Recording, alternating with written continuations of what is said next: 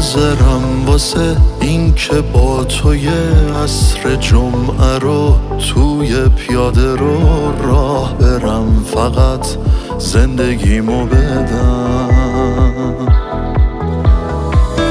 حاضرم واسه این که یک دفعه یادتون نره من تولدم چند آذره، زندگیمو بدم.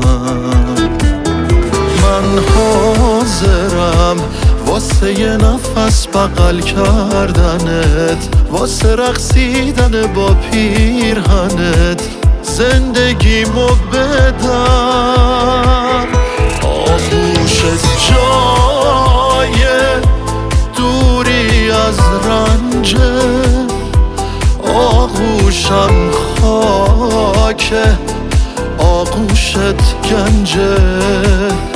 کنار تو هوا خوبه، کنار تو هر راهی، کنار تو شبم روزه از بس ماهی.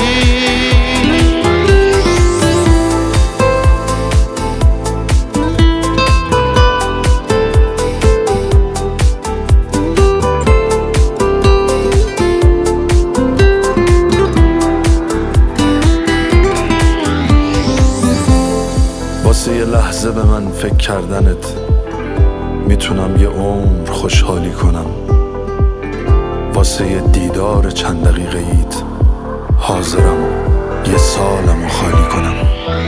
من حاضرم واسه یه نفس بغل کردنت، واسه رقصیدن با پیرهنت، زندگیمو بدم.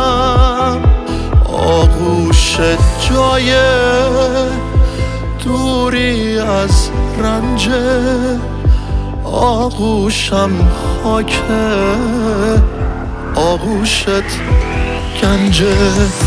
کنار تو هوا خوبه، کنار تو هر راهی، کنار تو شبم روزه از بس ما